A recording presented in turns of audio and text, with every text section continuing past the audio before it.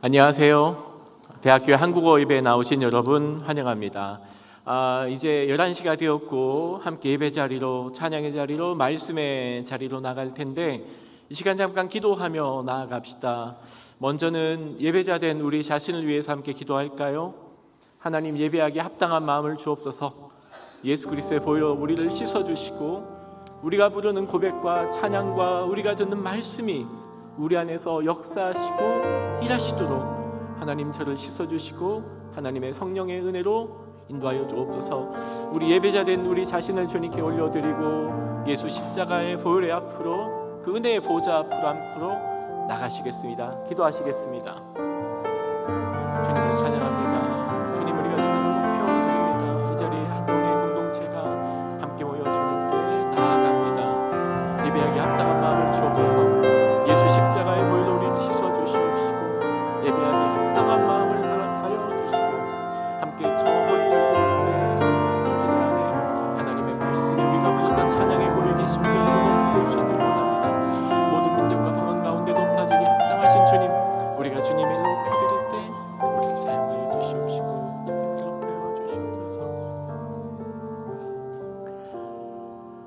모든 민족과 방언과 열방과 족속 가운데 높임받기 합당하신 주님의 이름을 찬양합니다. 우리가 주님의 이름을 경배합니다. 저 문 열고 올 때 어떤 기대함도 없었을지라도 저 문을 열고 돌아갈 때는 우리가 불렀던 찬양의 고백이 우리 입술 안에, 우리의 마음에 심겨지게 하여 주시고 함께 들은 하나님의 말씀이 우리의 마음을 채우며 하나님의 말씀의 은혜로 우리를 채워주시옵소서. 주님을 찬양합니다. 우리의 찬양과 고백을 통하여 오직 예수님만이 높아지고 경배하기를 원합니다. 우리의 입술을, 우리의 마음을, 우리의 눈을, 우리의 생각을 주관하여 주시되 주님 홀로 모든 영광 받아 주옵소서. 이 모든 말씀 예수님의 이름으로 기도드리옵나이다. 아멘. 이제 우리 다 같이 함께 일어나셔서 찬양의 자리로 함께 나가시겠습니다. 여러분 안녕하세요. 네, 잘 지내셨나요? 10주차는 성교축제가 있었습니다. 네, 다들 잘 즐기셨을 거라고 믿습니다. 저는 교수님들이 이제 봐주시지 않아가지고 잘 못 즐기고, 네, 너무 TMI인가요? 네, 이번 주 저희는 찬양을 준비하면서 하나님의 사랑에 대해서 묵상했습니다. 하나님의 사랑이 얼마나 깊고 우리가 어떻게 그 사랑을 하나님께 드리고 또 이웃에게 흘릴 수 있을지 함께 고민했습니다. 우리는 인간적으로 완전한 사랑을 이해하거나 실천할 수 없습니다. 마치 우리가 하나님을 100% 모르는 것처럼 말입니다. 하지만 하나님은 성경을 통해 우리에게 사랑하는 법을 가르쳐 주셨고 또 이를 통해 서로 사랑하라고 우리에게 명하셨습니다. 우리는 하나님을 알아야 그의 사랑을 조금이라도 이해할 수 있습니다. 왜냐하면 하나님 자체가 사랑이시고 또 그가 사랑을 만드셨기 때문입니다. 그래서 함께 찬양할 때 하나님의 사랑에 대해서 함께 묵상하고 고민했으면 좋겠습니다. 함께 주님께 사랑하는 마음으로 주님께 찬양하며 나아갑시다.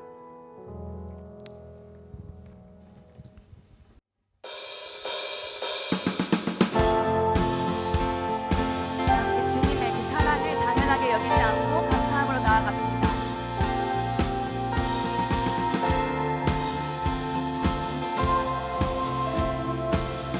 함께 찬양합시다. 사랑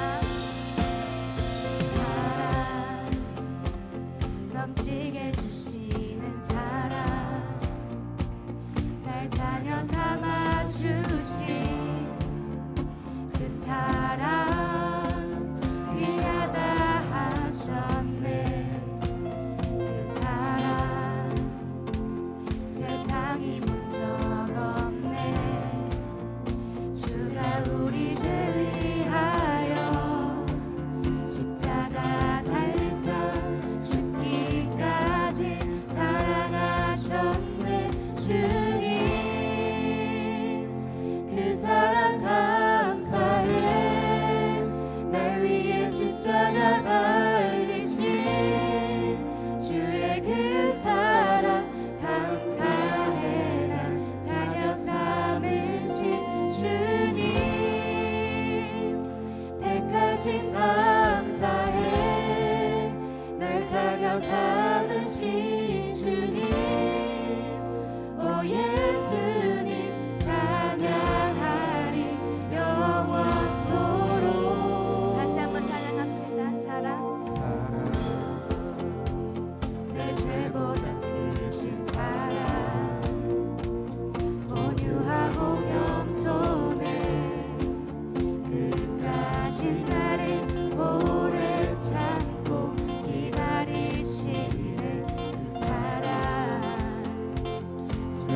십자가에서 건지시고 반석 위에 세우시며 늘 함께 하시니 주님 그 사랑 항상 나 믿네 주님 그 사랑 감사해 날 위해 십자가 달리신 주의 그 사랑 감사해 날 자녀 삼으신 주님 택하신 감사해 날 자녀 삼으신 주님 오 예수님 찬양하리 영원토록 함께 고백합시다. 넓고 크고 높고 깊은 날 향한 끝없는 사랑 넓고 크고 높고 깊은 날 향한 끝없는 사랑 넓고 높고 깊은 날 향한 끝없는 사랑 넓고 크고 높고 깊은 날 향한 다시 한번 찬양합시다. 주님 그 사랑 감사해 날 위해 십자가 달리신 주의 그 사랑 감사해 날 자녀 삼으신 주님 택하신 감사해 날 자녀 삼으신 주님 오 예수님 찬양하리 다시 한번 주님 그 사랑 감사해 날 위해 십자가 달리신 주의 그 사랑 감사해 날 자녀 삼으신 주님 택하신 감사해 날 자녀 삼으신 주님 오 예수님 찬양하리 영원토록 그 사랑 감사해. 그 사랑 감사해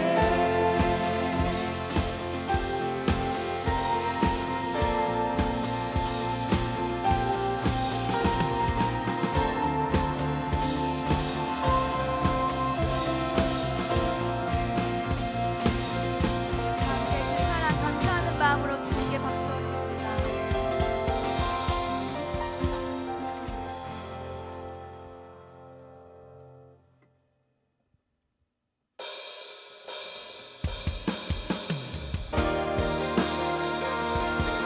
우리 이 시간 우리에게 주신 그 사랑하라는 별명을 기억하고 그것을 지켜하게 해달라고 함께 고백하며 나아갑시다.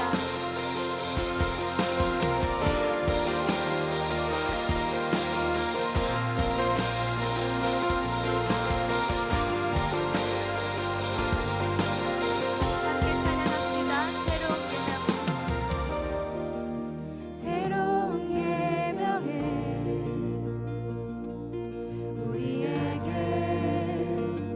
주셨네 서로 사랑하라 발을 씻기라 모든 사람이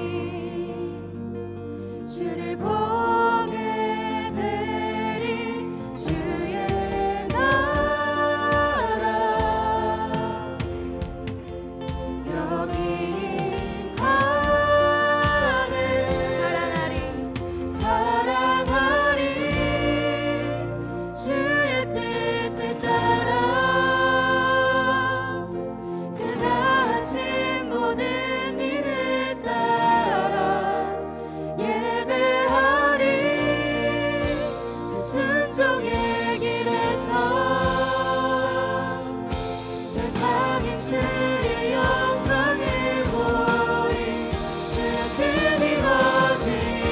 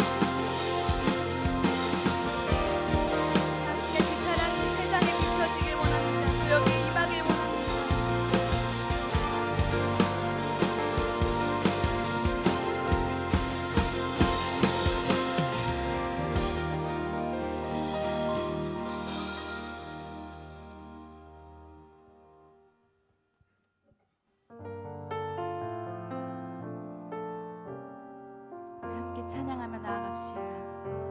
보소서 주님 나의 마음을 선한 것 하나 없습니다. 그러나 내 모든 것 주께 드립니다. 사랑으로 안으시고 날 새롭게 하소서. 보소서 주님 나의 마음을 선한 것 하나 없습니다. 그러나 내 모든 것 주께 드립니다. 사랑으로 안으시고 날 새롭게 하소서. 주님 마음 내게 주소서. 내 아버지 주님 마음 내게 주소서. 나를 향하신 주님의 뜻이 이루어지도록 주님 마음 내게 주소서. 우리 형제님들만 함께 찬양합시다. 보소서 주님 나의 마음이 선한 것 하나 없습니다. 그러나 내 모든 것 주께 드립니다. 사랑으로 안으시고 날 새롭게 우리 자매님들만 함께 찬양할까요? 보소서 주님 나의 마음을 선한 것 하나 없습니다. 그러나 내 모든 것 주께 드립니다. 사랑으로 안으시고 날 새롭게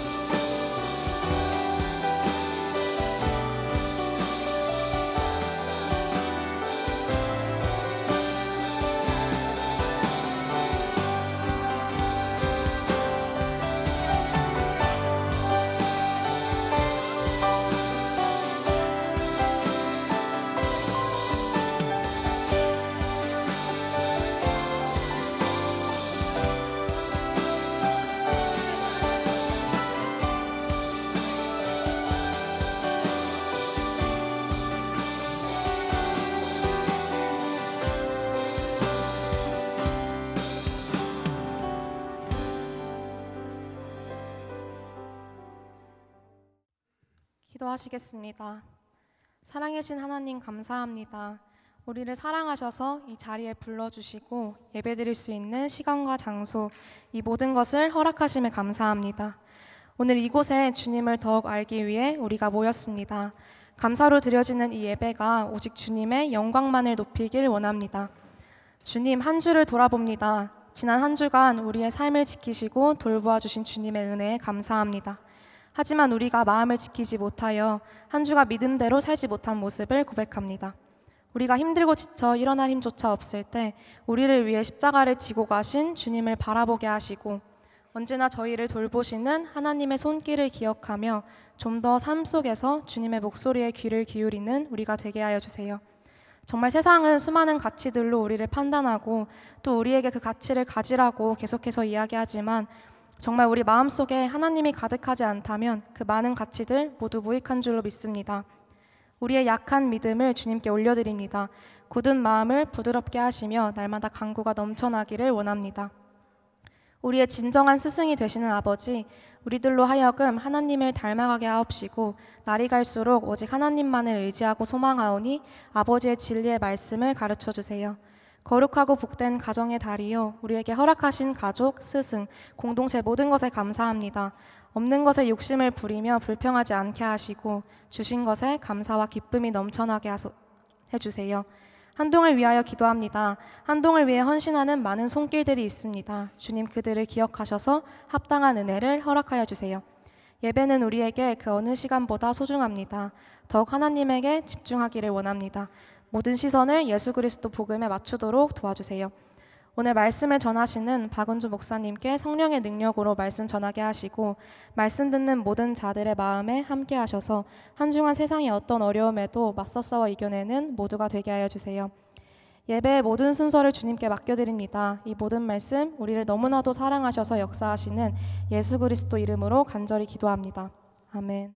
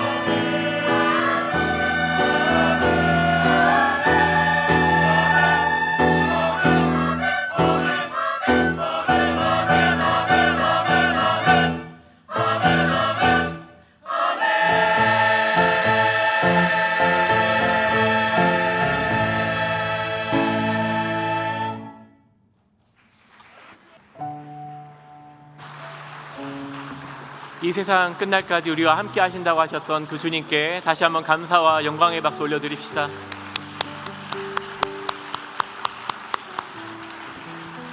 아멘. 감사합니다. 우리 잠깐 모르는 분도 옆에 계실 수 있으신데 잠깐 우리 눈 인사하시면서 안녕하세요 잠깐 인사하실까요? 우리 2층에도 많은 분들 함께 오셨습니다. 한번 우리 성가대 찬양처럼 이렇게 한번 같이 인사할까요? 주님이 당신과 함께 하십니다. 주님이 당신과 함께 하십니다. 주님이 당신과 함께 하십니다. 감사합니다. 세상 끝날까지 우리와 함께 하신다는 그 주님의 약속이 우리의 마음에 평안과 흔들리지 않는 믿음으로 이끄시는 또 한 주 되기를 바랍니다. 우리 함께 또 예배드리는 우리 지체들 함께 있는데요. 오늘 이렇게 보니까 저기 맨 뒤에는 우리 학생과 우리 부모님이 같이 오신 것 같아요. 그리고 우리 선교사님도 오셨고 또 중간중간 성인분들이 계신데 오늘 소개가 들어오진 않았지만 우리 서로를 향하여 우리를 예배로 불러주신 하나님께 감사하며 축복의 찬양 같이 부르시겠습니다.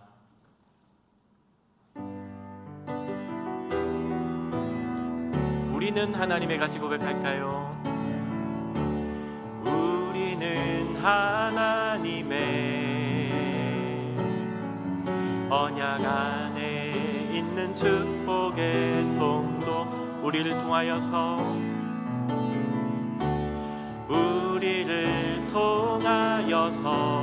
열방이 주께 예배하게 되리. 그렇게 하신 하나님께 감사의 박수 올려드립시다.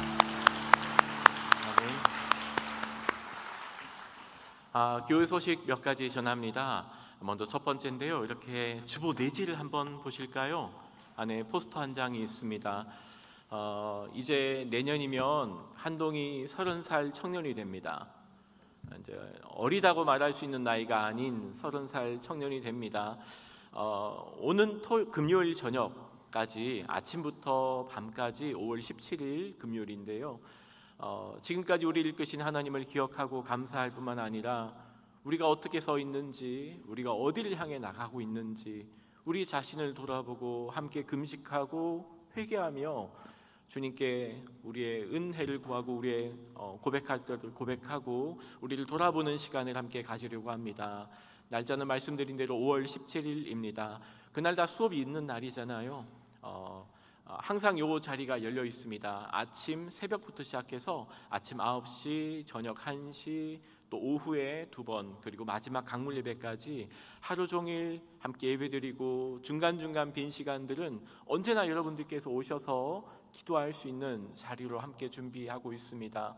총장님부터 시작해서 교수님들, 직원분들, 그리고 한동의 학생 모든 공동체가 함께 마음을 모아 회개하고 기도하고 주님의 은혜를 간구하며 또 우리를 이끄실 새로운 30년을 함께 기도로 준비하려고 합니다. 이 시간 함께 기억해 주시고요. 또 총학생회 및 학생 공동체에서 사전 모임으로 내일 여기 주보에 보시는 것처럼 중심 기도회 그리고 준비 기도회 일정으로 월, 화, 수, 목, 금까지 또한 이어지게 됩니다.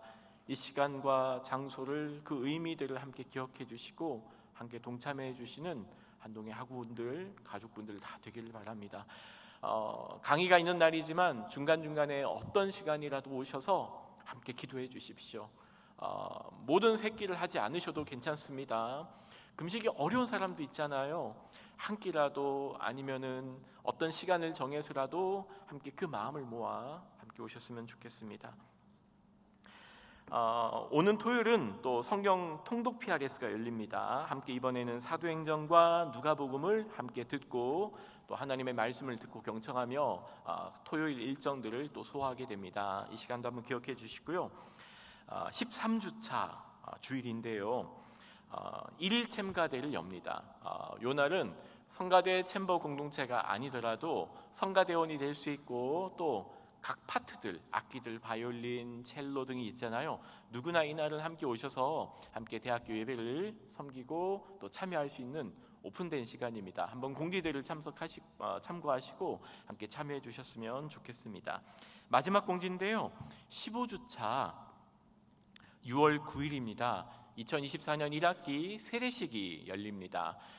집례자는 박은주 목사님께서 집례를 해주시고요.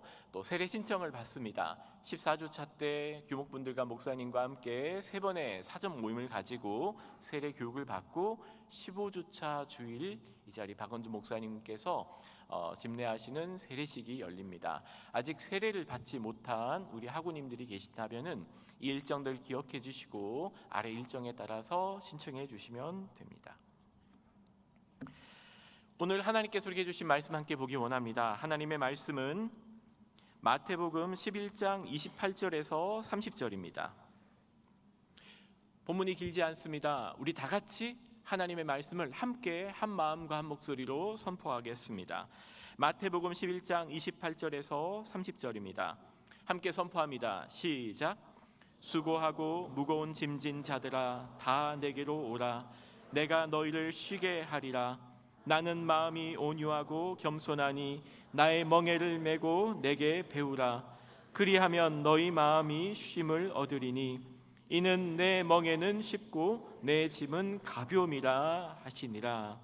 아멘. 이제 박은주 목사님께서 당신에게 약속된 2가지 쉼이라는 제야로 말씀 전하실 텐데 대학 교회에는 오늘 처음 말씀을 전하십니다. 우리 말씀 전하러 오실 때 따뜻한 환영의 박수로 한번 목사님 같이 맞이할까요? 말씀 듣기 전에 다시 한번 기도합니다. 감사하신 주님, 저희를 사랑하셔서 예수 그리스도의 보혈을 통한 구원을 베풀어 주셨습니다. 뿐만 아니라 하나님의 백성들에게 하나님의 사랑을 표현하는 수많은 일들을 하나님께서는 하셨고 지금도 저희들에게 행하고 계신 것을 감사합니다. 또 앞으로 저희 삶 속에서 계속해서 하나님께서 하나님의 사랑을 우리에게 보여주시고 또 그 사랑을 품고 그 사랑을 나누며 사는 자가 되게 해주신 것을 감사합니다. 오늘 저희들이 마태복음 11장 말씀을 가지고 하나님의 사랑이 우리에게 쉼으로 어떻게 주어지는지를 생각하려고 합니다. 인생을 살면서 우리 마음속에 때로는 무지갯빛 인생을 생각하기도 하고 때로는 고단한 인생을 생각하기도 하고 때로는 참혹한 인생을 경험하기도 합니다. 이 세상 사람들 모두가 다 이 땅에서 행복을 찾기를 원하고 평안을 누리기를 원하지만은 그러나 그 쉼과 평안이 어디에 있는지를 알지 못하는 사람들이 우왕좌왕하면서 그들의 생을 끝내는 것을 주님께서는 안타깝게 보고 계신 것을 압니다. 하나님, 저희들에게 오늘 마태복음의 말씀을 통해서 쉼을 주시는 하나님의 사랑을 경험하게 해 주옵소서. 또 하나님이 약속하신 이 말씀을 따라서 우리의 길을 걸어가므로 우리의 생이 다하는 날까지 우리가 이 땅에서 쉼과 평안을 누리며 하나님의 사랑 가운데 거하며 그 하나님의 사랑을 전하는 자로 살 수 있도록 은혜 베풀어 주시옵소서. 오직 주의 은혜를 사모하오며 예수님의 이름으로 기도하옵나이다. 아멘.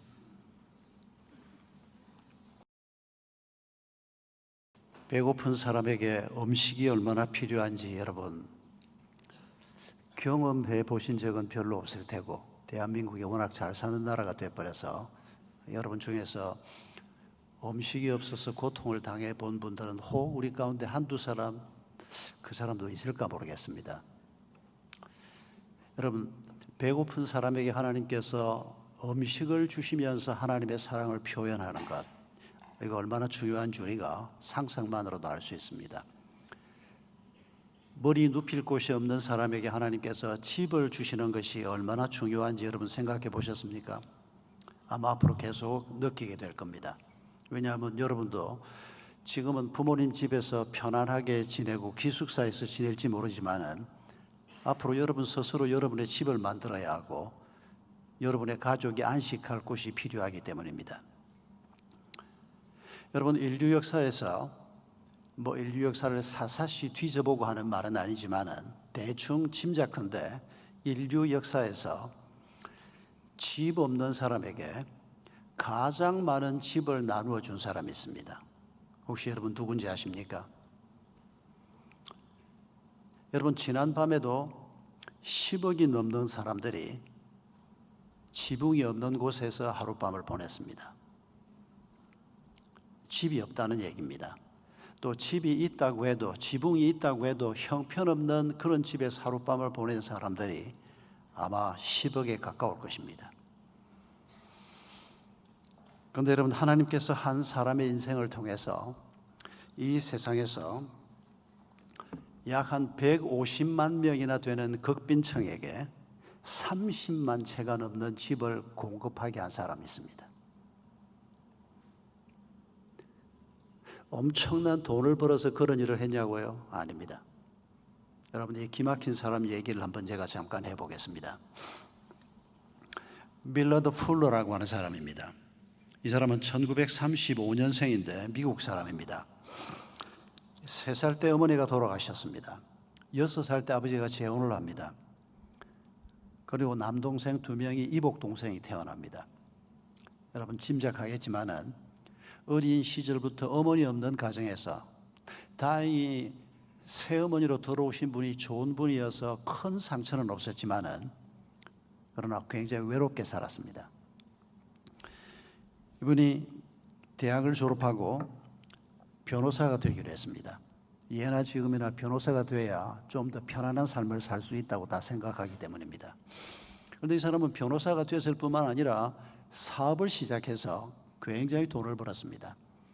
그리고 자기 마음에 맞는 정말 사랑하는 여자를 만나서 결혼도 했습니다.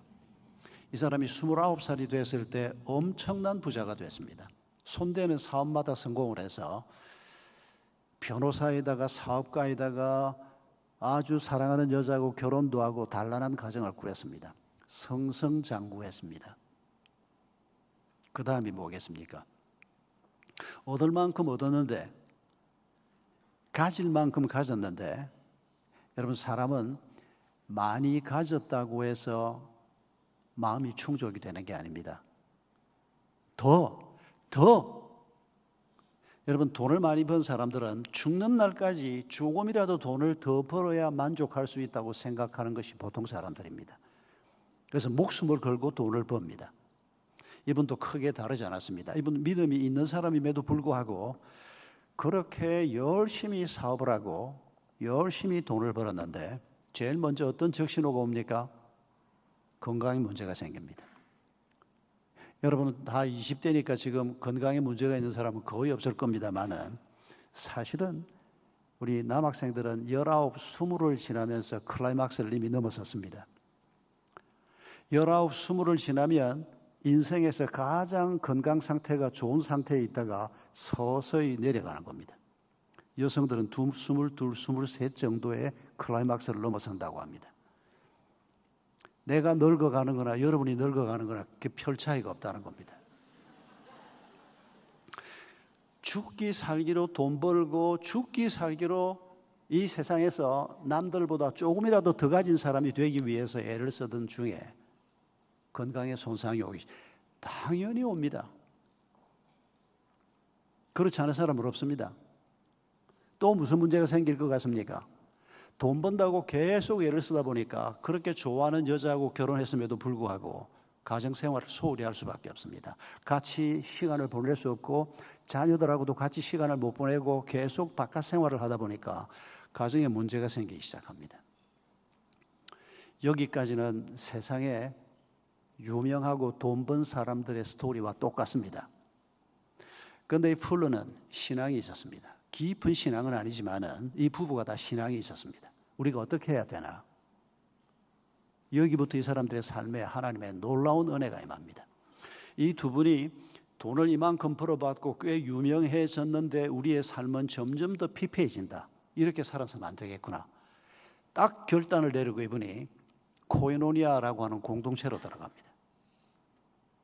여러분 이거 정말 어려운 일입니다. 저는 지금까지 살면서 믿음을 가진 사람들이 이런 결단을 하는 것을 직접으로는 몇 사람 보지는 못했습니다. 이분들이 5년을 코이노니아라고 하는 공동체에 들어가서 자기가 가진 그동안에 좀 번 재산은 사람들에게 나누어 주기 시작합니다. 그리고 5년이 지난 후에 하나님께서 자기를 콩고로 선교사로 파송하는 걸 느꼈습니다. 그래서 가족들이 아프리카 콩고로 들어갑니다.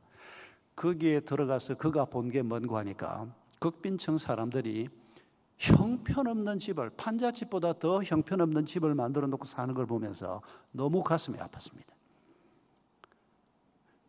그래서 이분이 집짓기 운동을 시작했습니다.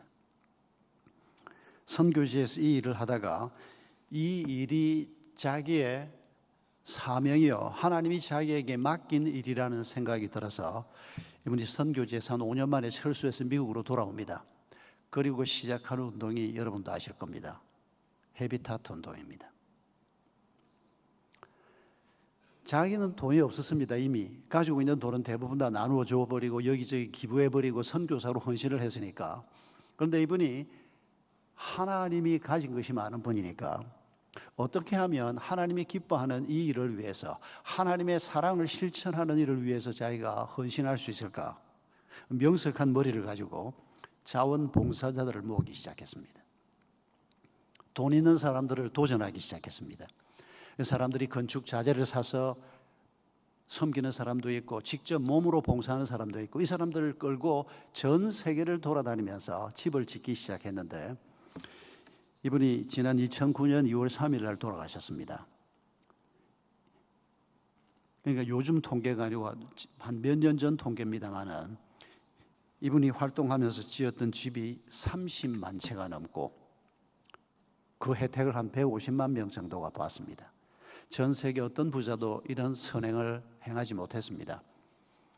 그러나 이분이 하나님께서 자기에게 어떤 삶을 살라고 하는가를 귀 기울여 들으면서 코이노니아 공동체에서 5년이나 이분이 엎드려 있었다는 것이 참 놀랍습니다.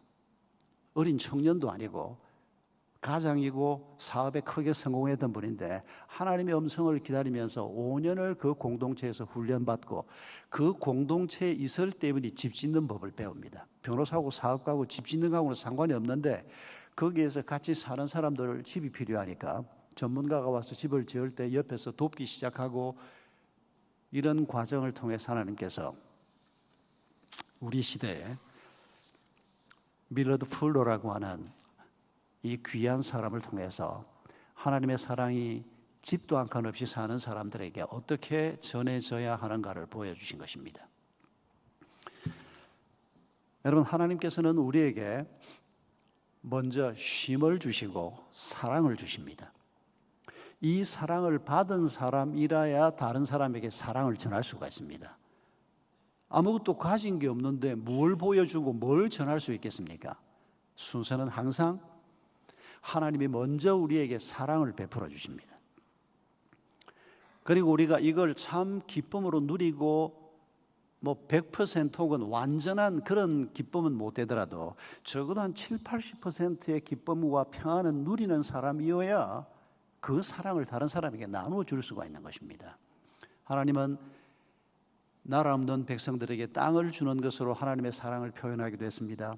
먹을 것이 없는 사람들에게 먹을 것을 공급함으로 사랑을 표현하기도 했습니다. 불의한 세상 속에서 하나님의 정의가 행해지는 것으로 하나님의 사랑이 드러나기도 합니다. 오늘도 하나님은 이런 일을 위해서 여러 가지 방면으로 일을 하고 계십니다. 그리고 우리를 통해서 하나님은 또 이 일을 지금도 하고 계시지만은 앞으로도 더 크게 하기를 원하십니다. 오늘 우리가 이런 하나님의 사랑을 실천하는 사람이 될 수 있기 위해서 우리가 먼저 어떻게 하나님의 사랑을 누릴 수 있을까? 특별히 하나님이 쉼이라고 말씀하신 이 평안과 사랑을 우리가 어떻게 누릴 수 있을까? 이 말씀을 좀 나누려고 합니다. 오늘 본문 27절을 보면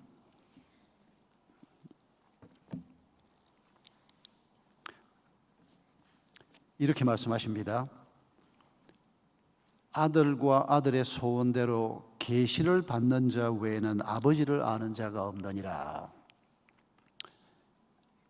계시는 감추어졌던 것을 하나님께서 휘장을 걷어내는 것처럼 걷어내고 우리에게 뭔가를 보여주는 것입니다.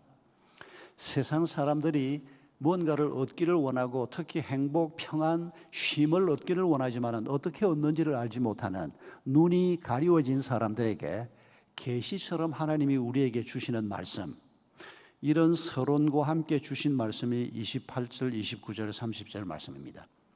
수고하고 무거운 짐진 자들아 다 내게로 오라. 내가 너희를 쉬게 하리라. 두 가지 쉼을 말씀하십니다. 먼저 28절에서 말씀하시는 이 첫 번째 쉼을 잠깐 생각해 봅시다. 이 세상에는 단 한 사람도 예외 없이 모든 사람이 무거운 짐을 짊어지고 인생길을 걸어가고 있습니다. 단 한 사람의 예외도 없습니다. 지금 여러분이 짊어지고 있는 짐은 뭡니까? 지난 주간에 시험 친다고 무거운 짐을 하나씩 짊어지고 있다가 좀 내려놨습니까? 근데 아직 시험 안 끝난 학생들도 들어있더만요. 시험이 이걸로 끝이 아닙니다. 조금 있으면 또 시험이 다가옵니다. 한동대학 다닐 때만 시험을 치르는 게 아닙니다. 살아가면서 끊임없이 시험이라고 말할 수 있는 사건이 우리에게 계속 생길 겁니다. 지금 여러분 연습 잘 해놓으시면 됩니다. 근데 앞으로 여러분이 살아보면 알겠지만 대학 다니면서 뭐 중간고사, 기말고사 이 정도는 껌이라고 생각하면 됩니다. 앞으로 이보다 훨씬 더 큰 일들이 여러분 인생에 많이 닥쳐올 겁니다. 여러분 앞으로 여러분의 미래를 생각할 때 지금 현재도 무거운 짐이 있지만 미래를 생각할 때 여러분 마음을 무겁게 하는 것들이 뭡니까? 학교 졸업하고 나면 취직은 제대로 할 수 있을 건가? 정말 내 힘으로 죽는 날까지 내가 번 돈으로 내 인생을 제법 그래도 근사하게 살 수 있을 건가? 이런 걸 생각하면 한없이 마음이 무겁지요. 여러분은 지난 5,000년 한반도 역사 속에서 부모 세대보다 더 가난하게 살 가능성이 굉장히 높은 첫 세대입니다. 죽기 살기로 돈 벌어도 부모들보다 더 잘 살 가능성이 별로 없는 첫 세대가 여러분입니다. 이건 여러분 잘못은 아닙니다. 하나님께서 우리 민족에게 은혜를 베풀어서 대한민국이 이만큼 살게 된 것은 정말 감사한 일입니다. 그런데 어쩌다 보니까 집값, 땅값은 형편없이 올라가고 부모 세대는 세탁기 없어도 그때 세탁기 없이 살았을까? 없어도 이것저것 좀 없어도 그래도 견디면서 살았는데 지금 여러분은 세탁기 없이 사는 거 상상도 못하지요? 핸드폰 없이 사는 거 상상도 못하지요? 나는 핸드폰을 30대가 훨씬 넘어서 처음 가졌습니다. 여러분 이전에는 없이 많이 살았습니다.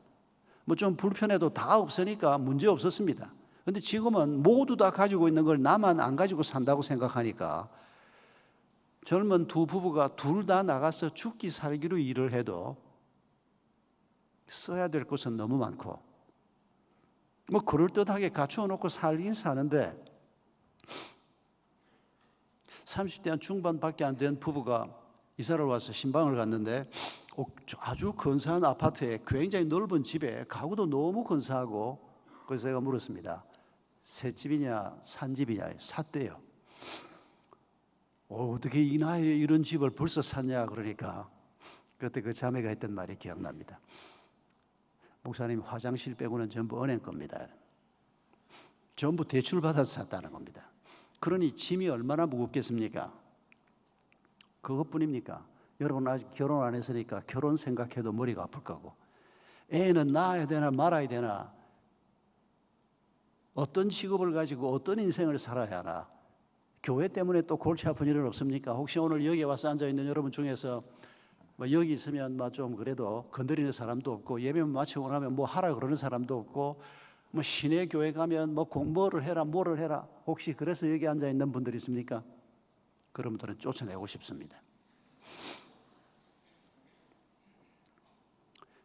여러분 우리를 답답하게 하고 힘들게 하고 지금 현재도 짐이라고 느껴지는 일들이 우리에게 이런저런 것들이 분명히 있습니다. 앞으로도 계속 있을 겁니다. 나이를 먹어갈수록 이 짐은 점점 더 무거워질 겁니다. 여러분, 이런 짐을 어떻게 하라는 겁니까? 내게 가지고 오라고 말씀하는 분이 있습니다. 그분이 누구십니까?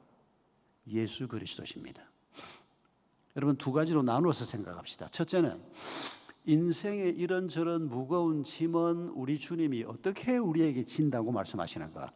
그리고 가장 무거운 짐인 죄짐에 대해서는 우리 주님이 뭐라고 말씀하시는가? 이 두 가지를 먼저 간략하게 생각합시다.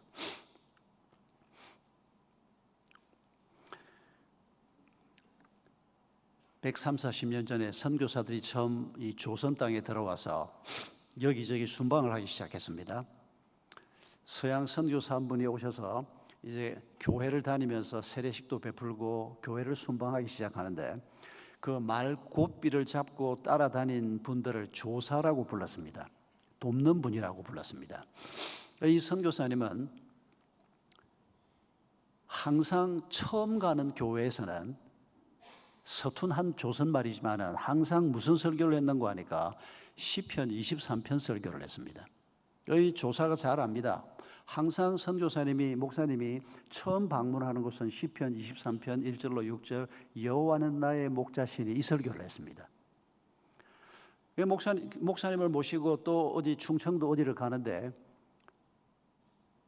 목사님 설교는 어떻게 하십니까? 그러니까 미리 썼던 메모지를 줍니다.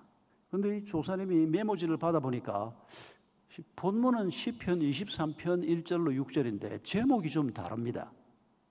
그래서 선교사님, 제목을 잘 못 쓰신 겁니까? 그러니까 선교사님이 쓱 보더니 맞습니다. 그 제목으로 설교할 겁니다. 여러분, 그 제목이 뭐였는가 하니까 전에는 여호와는 나의 목자시니라고 설교를 했는데, 이번에는 여호와는 나의 목자르시니, 이렇게 설교 제목을 써놓은 겁니다.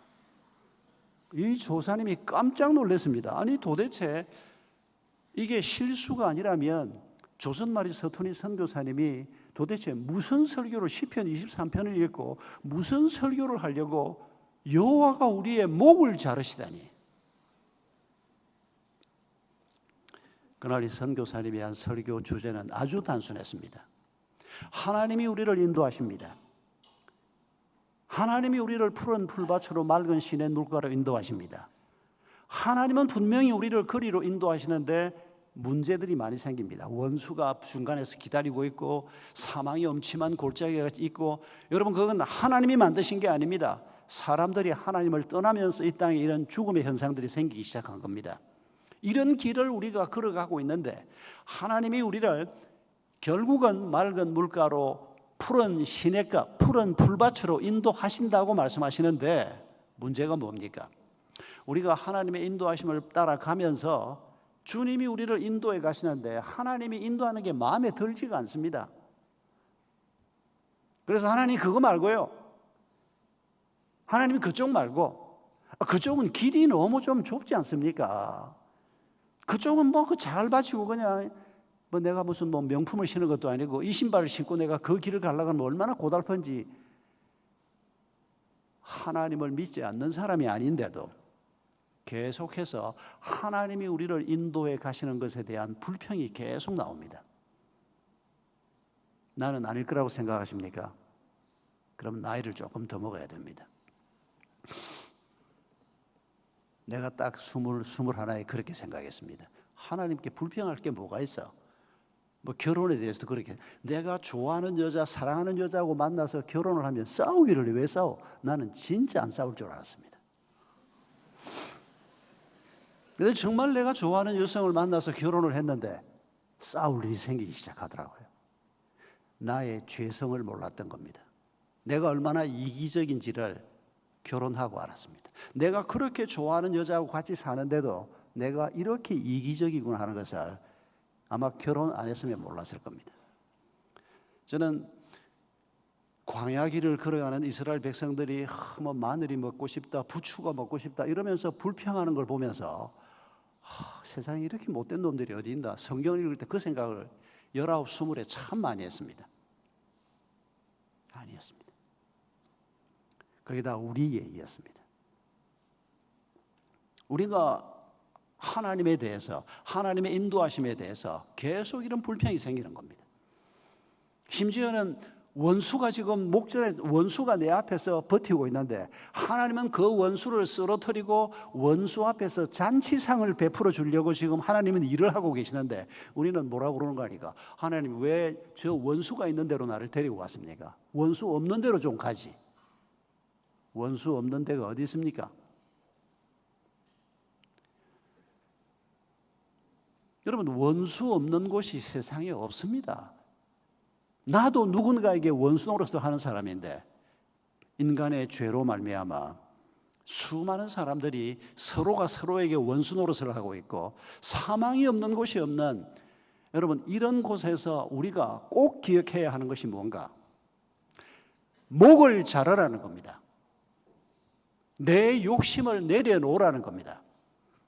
내 불평을 내려놓으라는 겁니다.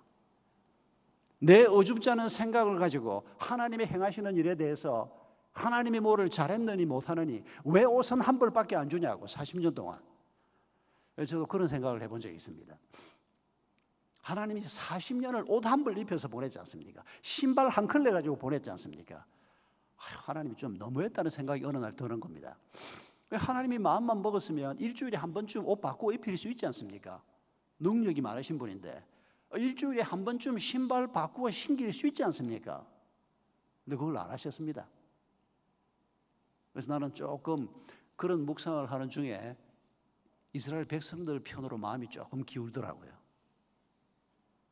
근데 다음 순간 생각하니까 일주일에 한 번씩 옷 바꾸어 입히고 일주일에 한 번씩 신발 바꾸어 신기고 나면 또 뭐라 그럴 겁니까? 왜 매일 안 바꿔주냐 그럴 겁니다. 고개를 끄덕끄덕 하는 분들도 좀 있는데 뭔가 좀 조금 이제 깨달음이 오는 분들입니다. 우리의 죄성, 우리의 연약함이 뭔가를 느껴보면 이 말에 동의할 수 있을 겁니다. 매일 바꾸어주는 거 하나님 못 하실까요? 할 수 있습니다. 매일 바꾸어주면 뭐라 그럽니까? 왜 한 컬레밖에 안 주냐 그럴 겁니다. 두 컬레 주면 뭐라 그럴 거예요? 왜 빨간색은 안 주냐 그럴 겁니다. 한 세 컬레, 네 컬레 매일 주면 뭐라 그럴까요? 하나님 이것 가지고는 안 됩니다. 아무개는 20컬레가 있고 아무개는 집에 100컬레가 있습니다. 여러분, 우리의 욕심이 끝이 없다는 것을 잊지 말아야 합니다. 그렇게 자기 욕심을 가지고 살다 보면 내가 하나님을 알고 하나님의 사랑을 아는 사람인데도 불구하고 내 곁에 밥을 굶고 있는 사람에게 라면 하나 사주는 것도 못하는 피폐한 사람이 되고 마는 것입니다. 내 욕망 채우는 데 빠져가지고. 여러분, 밀러드 풀러가 경험한 세상이 바로 그런 거였습니다. 엄청난 돈을 벌었고 유명해졌고 가질 만큼 가졌는데도 그걸로는 마음에 평안이 없는, 그래서 그가 했던 게 뭡니까? 자신의 목을 자르는 일을 한 겁니다. 내가 더 이상 내가 생각했던 삶의 방향으로 가지 않겠다. 주님이 인도하는 길을 걸어가겠습니다. 그러고는 모든 걸 정리하고 공동체에 들어가서 5년을 엎드려서 하나님 내가 어떻게 살아야 합니까? 여러분이 지금 4년을 지금 여기에 붙잡혀 왔습니다. 기가 막힌 곳에 붙잡혀 왔습니다. 축복의 땅에 붙잡혀 왔습니다. 그런데 이 축복이 여기서 내가 공부 열심히 해서 내가 여기서 배우자도 만나고 여기서 공부 열심히 해서 좋은 직장 잡고 내가 앞으로 교회에서 뭐 잘 섬기는 사람이 되면 안 되겠냐? 그런 얍삽한 생각 가지고는 저는 축복이라고 말하지 않겠습니다. 그보다는 하나님이 더 큰 꿈을 원하십니다. 내가 생각하는 그런 정도의 삶이 아니고 내 목숨을, 내 목을 자르는 것 같은 내 생각, 내 욕망을 내려놓고 주님이 주시는 것만으로 기뻐하고, 그게 작은 거라도 주님이 주시는 것만으로 기뻐하고 주님이 인도하는 삶에 대한 갈망을 가지고 우리가 길을 걸어간다면 하나님은 반드시 어떤 곳에서도 경험할 수 없는 그런 인도하심을 우리에게 밀러처럼 나이가 많아서 중년에 경험하는 게 아니라 20대 초반에 여러분이 그 경험을 할 수 있을 것입니다. 할 수만 있으면 그런 경험을 할 수 있기를 바랍니다. 우리 인생의 가장 무거운 짐은 죄짐입니다. 하나님이 우리의 죄짐을 어떻게 해결하시는가 길게 얘기하지 않겠습니다. 우리가 많이 나누었기 때문입니다. 여러분, 모든 걸 다 가진 것 같아도 죄사함을 베푸시는 하나님의 은혜를 입지 못하면 아무것도 갖지 못한 자나 다름이 없습니다. 많은 것을 갖지 못해도 죄 사하시는 하나님의 가장 큰 사랑을 경험하면 우리는 모든 것을 가진 자가 될 것입니다. 예수 그리스도가 이 땅에 오신 것은 우리의 죄값을 대신 치르기 위해서입니다.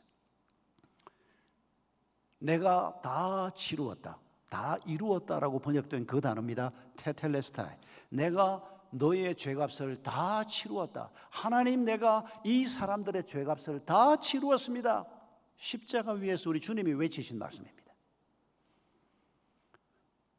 우리의 죄값을 대신 치르신 그 하나님의 사랑을 우리가 받아들이고 그 은혜로 죄짓고 하나님 없다 하고 내 욕심을 따라 사는 것이 인생의 목표였고 꿈이었던 나의 옛사람이 십자가에 그 죄값을 대신 짊어지고 죽으신 예수 그리스도가 땅에 묻힐 때 나의 그 옛사람도 함께 땅에 묻히는 것입니다. 그 예수를 받아들일 때 지옥 갈 수밖에 없는 불평의 땅에서 파괴적인 삶을 살 수밖에 없는 그 옛사람은 없어지는 것입니다. 그리고 예수님이 죽음의 권세를 이기고 부활하실 때 그 예수 안에서 우리도 함께 새로운 생명으로 태어나는 것입니다. 여러분, 이것이 우리의 죄짐을 져주시는 주님의 은혜입니다. 오늘 본문에서 또 한 가지 쉼을 말씀하고 있는 것을 잠깐 더 생각합니다. 29절을 보면 두 번째 쉼을 얘기합니다. 나는 마음이 온유하고 겸손하니 나의 멍에를 메고 내게 배우라. 그러면 너희가 쉼을 얻으리니. 여러분, 첫 번째 쉼은 내가 짊어지고 있는 무거운 짐을 예수님께 내려놓는 쉼이었습니다. 그런데 지금 두 번째 쉼은 뭔고 하니까 예수님의 멍에를 짊어지고 얻는 쉼입니다. 여러분, 이거 두 가지를 잘 기억합시다. 여러분, 이미 충분히 설명했다고 생각됩니다. 밀러드 풀러가 돈 벌어서 뭘 좀 해보리라고 생각했던 그 길에서 그가 얻지 못했던 쉼을 어떻게 얻었다가요? 하나님이 지고 싶은 멍에를 메는 겁니다. 예수님이 지고 싶은 멍에, 그 중에 하나가 바로 저 집 없는 사람들에게 집을 나누어 주고 병든 사람에게 치료를 해주고 약이 필요한 사람에게 약을 공급해주고, 그게 우리 하나님께서 이 세상을 바라보시면서 하고 싶은 일입니다. 하나님이 그걸 천사를 보내서 하는 게 아니고 하나님을 사랑하는 하나님의 자녀들을 통해 하나님이 그 일을 하시기를 원합니다. 여러분, 그래서 우리가 부름받은 걸 잊지 마십시오. 그래서 주님이 짊어지고 싶은 나의 멍에, 그 멍에를 우리에게 네가 그 멍에를 져다오. 그러면 너에게 두 번째 쉼이 있을 것이다. 그게 바로 29절의 말씀입니다.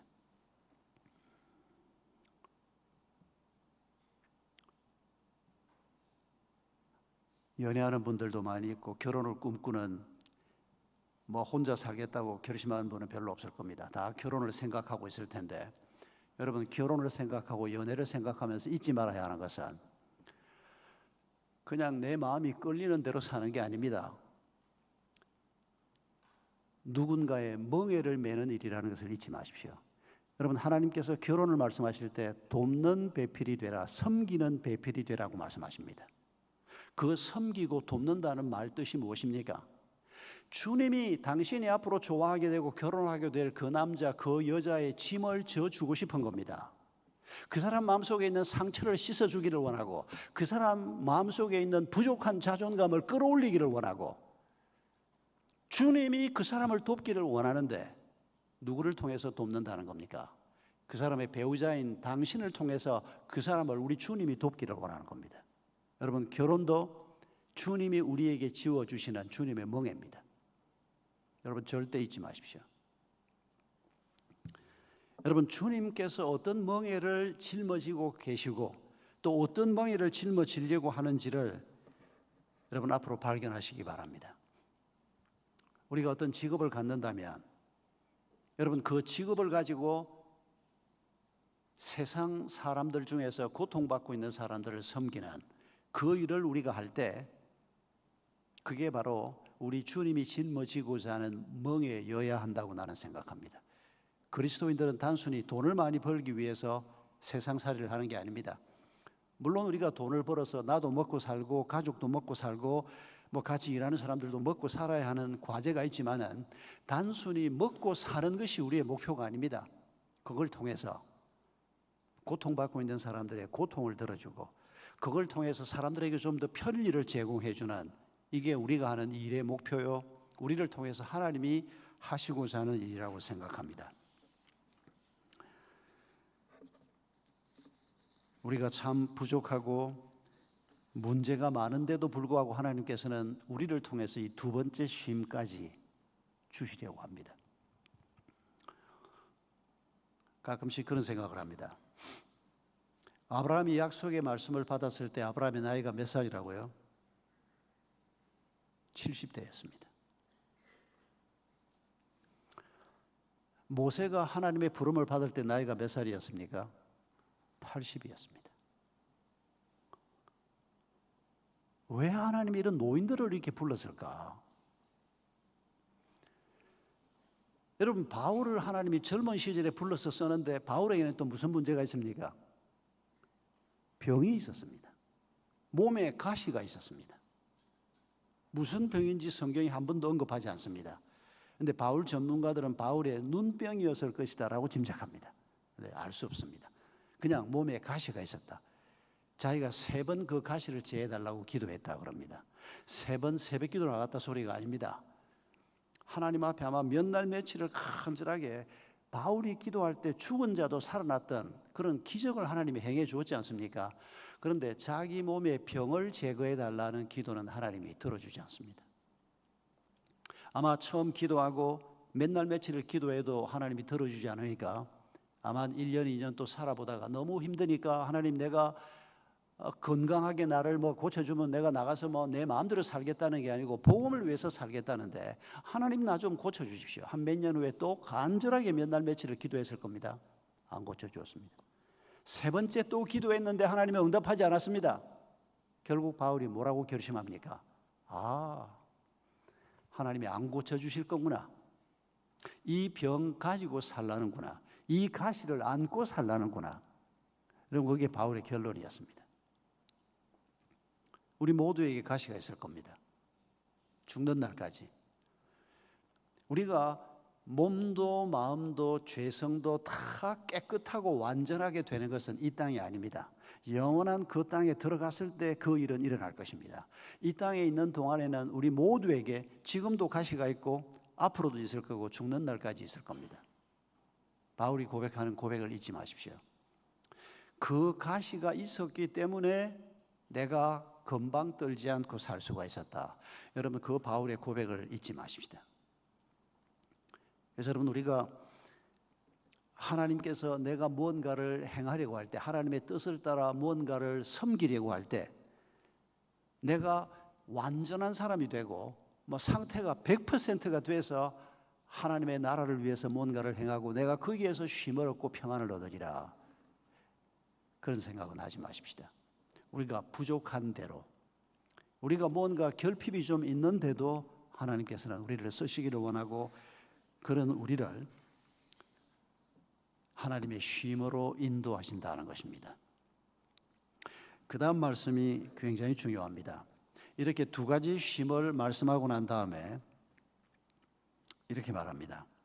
30절에서 내 멍에는 쉽고 내 짐은 가볍다라고 말합니다. 이 말에 참 동의하기 어려웠습니다. 하나님께서 우리에게 지금 목을 자르는 심정으로 내 욕심을 내려놓고 하나님만으로 감사하고 기뻐하면서 길을 걸어가고 하나님이 짊어지게 하는 멍에를 내가 짊어지고 그게 결혼 생활에서 한 사람의 짐을 짊어지는 것이건 자녀를 낳은 다음에 자녀의 짐을 짊어지는 것이건 직장에서 고약한 상사의 짐을 짊어지는 것이건 무엇든 간에 그 짐을 우리가 짊어지고 살면 거기에 하나님의 평안과 하나님의 기쁨이 있다고 말씀하셨는데 정작 우리가 그 일을 해보면 쉽지 않지 않습니까? 아직도 네 사람 사는 기숙사 방에 사는 사람 많죠? 나는 대학 1학년 들어갔을 때 8명이 사는 기숙사에 살았습니다. 2층 침대가 4개가 있었습니다. 나는 신학대학을 들어갔기 때문에 11시가 소등입니다. 그래서 나는 이 학교에 와서 왜 11시에 기숙사 소등을 안 하나 그게 참 궁금했습니다. 우리는 4시 반에 일어났거든요. 4시 반만 되면 깨웁니다. 5시에 새벽 기도가 시작이 되니까 뭐 다들 5시에 나가야 됩니다. 19살짜리들은 그렇게 내모읍니다 그냥. 근데 11시가 됐는데 불을 안 꺼요. 어떤 놈들은 불을 켜놓으면 그 사람이 8명이 사는데 하나만 켜놓는 게 아니고 2놈 3놈이 켜놓습니다. 잠자는데 그게 얼마나 불편합니까? 꼴배기 싫어서 그냥 뭐 저런 게 다인다 싶고 그 친구를 미워하다가 한 학기 다 보냈습니다 그냥. 나중에는 그 친구하고 가장 친한 친구가 되긴 했는데 넷이서 같이 사는 거 참 쉽지 않습니다.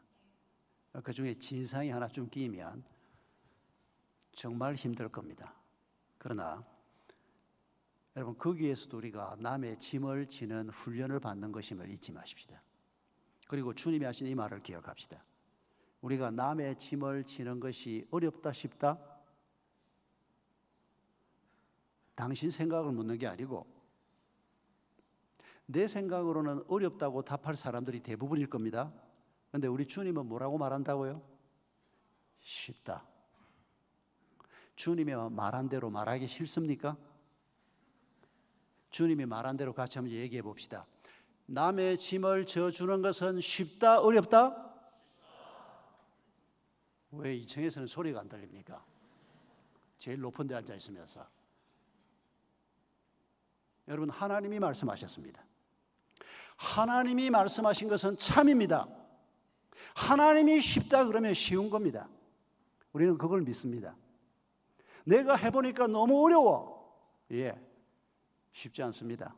저도 그런 경험을 뭐 한두 가지 해본 건 아닙니다. 쉽지 않습니다. 그런데 주님이 쉽다 그러니까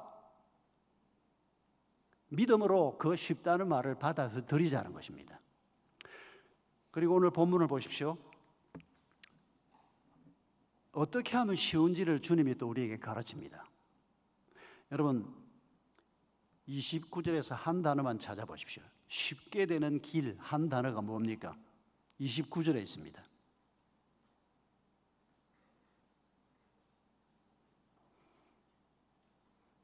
누가 말을 해야 설교를 끝낼 건데 배우라. 2층에서 아주 감사합니다. 우리 주님께서 내게 배우라라고 말합니다. 여러분 배우면 쉽습니다. 배우지 않으면 어려울 수밖에 없습니다. 여러분 제가 어릴 때 바엘 66번까지 치다가 그만뒀습니다. 내가 죽기 전에 엘리제를 위하여 정도는 피아노 연주하는 게 내 꿈 중에 하나인데 아직 못하고 있습니다. 첫 딸을 낳아서 아이에게 피아노를 가르치면서 같이 배우려 했는데 못했습니다. 개척교회 한다고. 개척교회는 아니고 담임 목사 되고 아기가 태어나서 둘째 때 한다도 못했고 손주가 태어나면 한다고 그랬는데 손주가 태어나서 벌써 5년 6년이 됐는데도 못했습니다. 근데 여러분 피아노 반주하는 친구들 보면 내가 뭐 피아노 반주하는 누구보다 내가 손가락이 길고 힘도 내가 더 셀 수 있습니다. 그런데 내가 반주를 할 수가 없습니다. 왜 못합니까? 안 배웠기 때문입니다. 나도 배우면 할 수 있다고요. 하나님이 우리를 가르치겠다는 겁니다. 여러분 우리가 하나님을 배우면 할 수 있는데 하나님을 안 배우니까 누군가를 내 마음속에 담는 것도 힘들고 내 마음에 안 드는 사람에게 친절한 말 한마디 하는 것도 힘들고 조금만 못마땅하면 그냥 꼴배기 싫어하고 여러분 이게 다른 이유 때문이 아닙니다. 우리가 배우지를 못했기 때문입니다. 제일 좋은 건 부모님한테 배우면 제일 좋습니다. 그런데 우리 부모님도 그렇게 훌륭한 분들이 아닙니다. 다 죄인들이고 부족함이 많은 분들입니다. 좋은 부모님, 그래도 한 70%, 80%라도 좋은 부모님 밑에서 자랐으면 당신은 하나님께 엄청 큰 복을 받은 사람입니다. 그러나 우리의 부족한 면들을 위해서 우리 주님을 배우라고 주님이 말씀하십니다. 앞으로 우리가 이 학교에 있는 동안에 더 깊이 성경 말씀을 묵상하고 예배드리고 친구들하고 함께 공동체를 통해서 또 교수님들하고 함께 우리가 팀도 하면서 우리가 배우는 것은 결국 예수 그리스도를 배우는 것입니다. 말씀을 맺겠습니다. 여러분, 미국 로스앤젤레스에 가면 꿩 목장이 있는데 제가 그 꿩 목장을 직접 가보진 않았습니다. LA에 사는 어떤 목사님이 저한테 들려준 얘기인데, 여러분, 꿩을 키운다고 하면 상상을 해보십시오. 큰 울타리를 쳐놓고 꿩을 수천 마리를 거기다 갖다 집어넣고 키우는데, 그 LA 꿩 목장을 가본 목사님이 보니까 지붕이 없더래요. 그럼 꿩은 날개가 있지 않습니까? 그런데 꿩 목장이 꼭 닭장처럼 지어놨더래요. 닭은 날개가 있어도 날지를 못하니까 푸드득하고 날아오를 높이 정도만 울타리를 쳐놓으면 닭들이 밖으로 도망을 가지 못하지 않습니까? 근데 꿩은 다릅니다. 꿩은 하늘을 바로 날 수 있습니다. 그런데도 이 LA에 있는 꿩 목장의 꿩들은 닭장처럼 울타리만 해놓은데 다 모여 앉아 있는 겁니다. 놀라운 것은 단 한 마리도 날아가는 꿩이 없다는 겁니다. 무슨 일이 벌어지고 있는 걸까요? 약을 먹였을까요? 아닙니다. 이 LA에 있는 꿩 목장의 꿩들은 전부 모자를 하나씩 쓰고 있답니다. 이렇게. 그래서 그 목사님이 물어봤답니다. 그 목장의 주인한테 이게 도대체 뭐냐고 다들. 그랬더니 그 꿩 목장의 주인이 이렇게 답하더랍니다. 꿩은 모자를 이렇게 하나 씌워 놓으면 하늘만 안 보이면 아예 날개를 펴지 않는답니다. 날려고 시도를 안 한답니다. 하늘이 있다는 걸 모른답니다. 자기에게 날개가 있다는 걸 모른답니다. 그러니까 지붕을 하고 이렇게 공사비를 많이 들일 필요 없이 조그마한 새는 머리가 대가리, 새는 머리라고 하지 않습니다. 대가리라고 얘기합니다. 사람만 머리라고 얘기합니다. 이게 작으니까, 대가리가 작으니까 모자도 클 필요가 없습니다. 책만 하나에서 이렇게 딱 씌워 놓으면, 이렇게 들어도 하늘만 안 보일 정도만 해 놓으면 단 한 마리의 꿩도 날아가지 않는 겁니다. 이 꿩들이 사는 법이 뭡니까? 요거 하나씩 쓰고 앉아서 모이 주면 열심히 먹습니다. 자기 앞에 엄청난 하늘이 있는데, 자기 어깨에는 날개가 있는데 그걸 모르고 열심히 모이 먹는 겁니다. 그러다가 살이 좀 오르면 냉면집에 팔려가는 겁니다. 그게 LA 꿩 목장의 꿩들이 사는 법입니다. 여러분, 하나님의 백성들이 이렇게 살려고 하면 안 됩니다. 그래서 내 눈앞에 있는 거 막 결혼하고 집 한 칸 사고 차도 하나 사고 또 차 바꾸고 눈앞에 모이 주워 먹고 살면서 내 눈앞에 엄청난 세상이 열려 있고 그 하늘을 날아오를 수 있는 날개를 하나님이 우리에게 달아주셨는데, 우리가 그런 날개를 어깨에 가지고 있으면서도 얼마나 귀한 믿음을 하나님이 내게 주셨고 얼마나 근사한 꿈을 주셨는지도 관심도 없이 그냥 모이나 주워 먹고 있고, 내 눈앞에 펼쳐져 있는 이 넓은 세상을 보지 못하고 사는 그런 어리석은 자가 우리 한동에서는 나오지 않기를 바랍니다. 하나님이 우리 앞에 펼쳐놓은 세상을 날마다 믿음의 눈으로 바라보시기 바랍니다. 그리고 그 세상을 날아오를 수 있는 그리스도와 같은, 작은 예수와 같은 사람들을 하나님이 오늘 이 시대에 키워서 온 세상으로 보내시려고 하는 이 하나님의 꿈을 나의 꿈으로 받으시기 바랍니다. 여러분, 하나님께서 우리에게 바로 이런 꿈을 주시기 때문에 이런 꿈을 가지고 사는 우리가 하나님 앞에 은총을 입은 자요 복받은 자인 것입니다. 우리가 이런 주님을 찬양하고 따라가면서 어떤 어려움이 있어도 그 어려움을 넉넉하게 이겨내고 굳센 믿음을 가지고 우리의 남은 길을 걸어가는 여러분이 되기를 바랍니다. 우리 함께 찬양하십시다. 620장 여기에 모인 우리 자리에서 일어서셔서 우리 이 찬양을 우리의 고백으로 주님 앞에 함께 올려드리고 예배를 마치려고 합니다. 여기에 모인 우리 주의 온전 은총받은 자여라. 주께서 이 자리에 함께 계심을 아노라. 언제나 주님만을 찬양하며 따라가리니 시험을 당할 때도 함께 계심을 믿노라. 이 믿음 더 크세라. 주가 지켜주신다. 어두운 밤에도 주의 밝은 빛 인도하여 주신다. 주님이 뜻하시니 헤아리기 어렵더라도 언제나 주 뜻 안에 내가 있음을 아노라.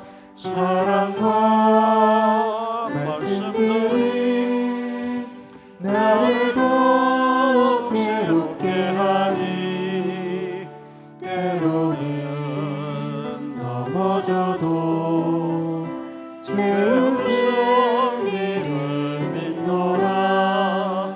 이 믿음 더 크세라.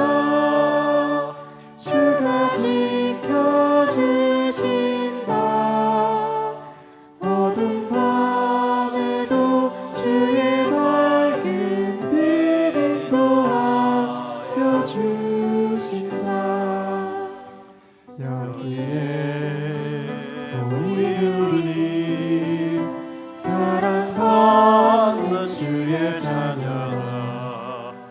주께서 뜻하신 바 우리 통해 펼치신다.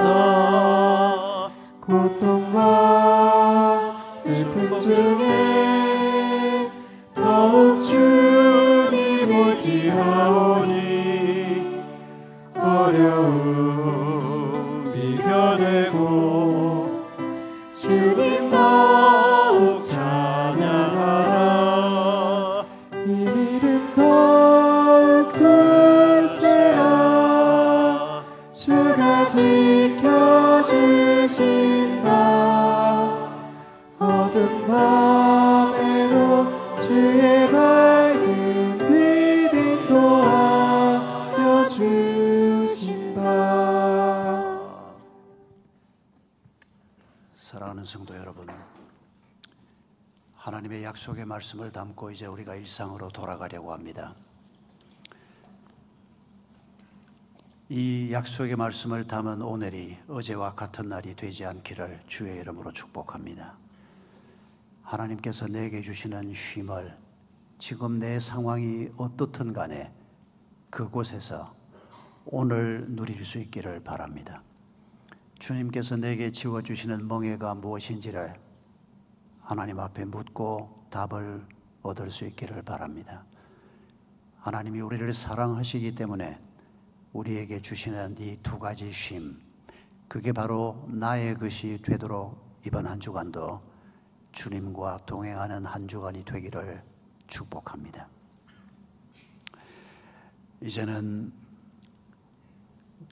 우리를 구원하기 위해서 십자가의 길을 걸어가신 예수 그리스도의 크신 은혜와 우리의 구원을 위해서 예수의 생명까지도 허락하신 아버지 하나님의 지극히 크신 사랑하심과 영원히 우리와 함께 하실 성령 하나님의 임재하심과 치유하심과 인도, 보호, 충만케 하시는 은총이 하나님이 우리에게 약속하신 이 두 가지 쉼을 누리며 날마다 예수를 배우며 믿음의 길을 걸어가기로 다시 한번 소원하고 작정하는 모든 주의 자녀들 위해 이 한동 위에 영원토록 함께 하옵시기를 간절히 축원하옵나이다. 아멘.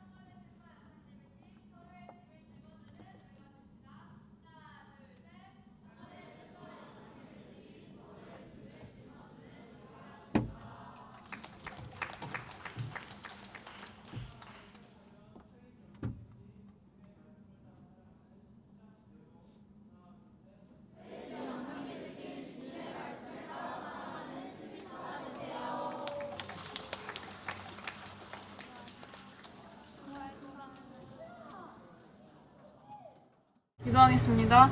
사랑이 많으신 하나님 아버지 감사합니다. 오늘도 저희를 예배할 수 있는 자도로 섬길 수 있는 자도로 불러주시면 감사합니다. 하나님 저희가 하나님 이 섬김하는 것이 하나님 저희 이름 높아짐이 아니라 온전히 예수님만을 드러내는 저희 믿음 공동체인데 그리고 섬김의 자리에 있는 사람들 될 수 있도록 오늘 예배 가운데 함께 해주세요. 오늘 이후에 있을 시간까지 함께 해주실 것을 믿으며 예수님 이름으로 기도드렸습니다. 아멘.